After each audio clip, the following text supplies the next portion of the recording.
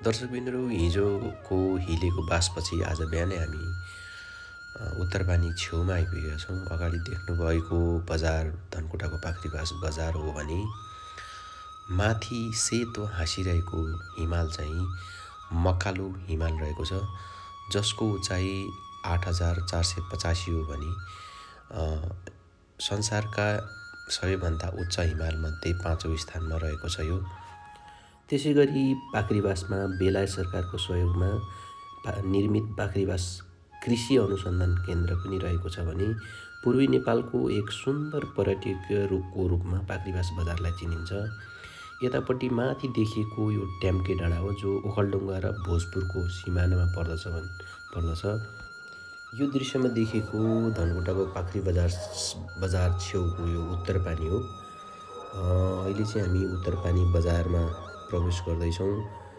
कृषि पर्यटनको क्षेत्र र कृषि उत्पादनको क्षेत्रमा धेरै नै अगाडि यस धनकुटा पाखरीबास बजारमा कुरिलो, सुन्तोला, जुनार, कागती, स्याउ, किवी, सागसब्जीहरू प्रशस्त मात्रामा उत्पादन हुने गर्दछन्।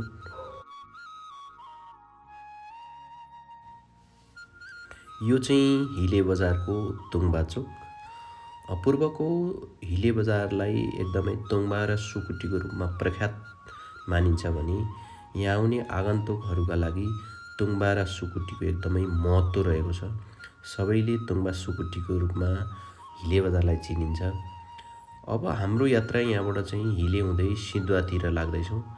हामी आजको यात्रा सिन्धुवा हुँदै छतरउख्रेसम्मको रहेको छ। हामी हिले बजारबाट अब त्रिशुली हुँदै जोरपाटी अनि सिन्धुवा निस्किने क्रममा छौँ।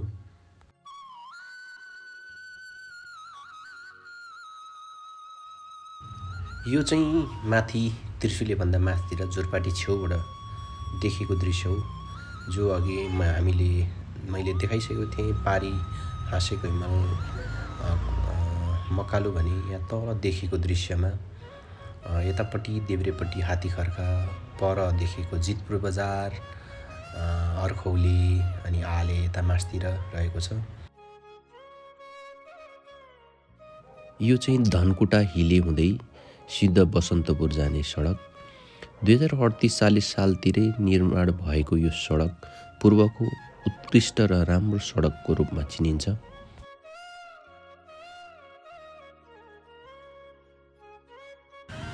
यो चाहिँ जोरपाटी सिन्धुवाबाट अलिकति अगाडि बढेपछि अथवा हिलेबाट माथि त्रिशुली कटेपछि जोरपाटी बजार आउँछ। यो जोरपाटी बजार हो। यहाँका घरहरू पहिले जस्तो अवस्थामा थिए त्यस्तै रहेछन्। केही घरहरू मात्रै आधुनिक बनिए तापनि अरू पहिलाकै जस्तो अवस्थामा छन्।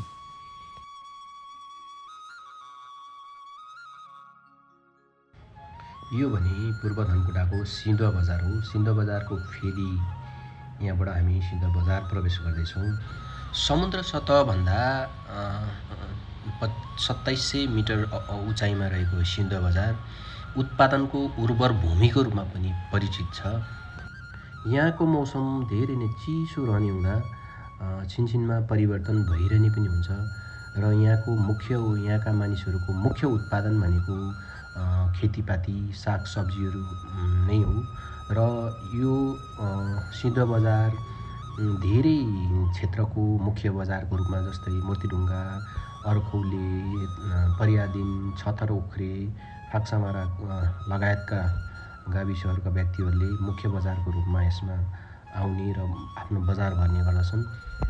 यहाँदेखि हामी बाटो छुटिन्छौँ। माथि जाने बाटो भने बसन्तपुर, तेथुम, म्याङ्लोङ, शङ्खसभा जाने हो भने यता हामी छतरउख्रेतिरको बाटो लाग्दैछौँ।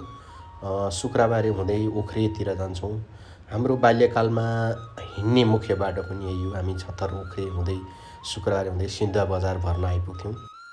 यो बाटो पहिले पैदल यात्रा थियो भने अहिले चाहिँ हालसालै पिच भएको छ। एकदमै छिटो हामी शुक्रबारे पुग्न सक्छौँ। हामी अब अहिले शुक्रबारे बजार प्रवेश गरेका छौँ। हामी हिजोको यात्रा धनकुटा हुँदै हिले बसेर आज बिहानै सिन्धु आउँदै शुक्रबारे बजार आइपुगेका छौँ। यो शुक्रबारेको मुख्य बजार हो। हाम्रो बाल्यकालको बजार भर्ने ठाउँ पनि मुख्य बजार यही शुक्रबारे थियो। यहाँ धेरै क्षेत्रका मान्छेहरू जस्तै याङदिम, फाक्समारा, हाकपारा, छत्रउख्री, सुदा, बिखे लगायतका धेरै क्षेत्रका मान्छेहरूले यो बजार भर्ने गर्दथे। यहाँबाट अब तल यता ओह्रालो लागेपछि चाहिँ हामी छतरउख्री बजारतिर लाग्दैछौँ।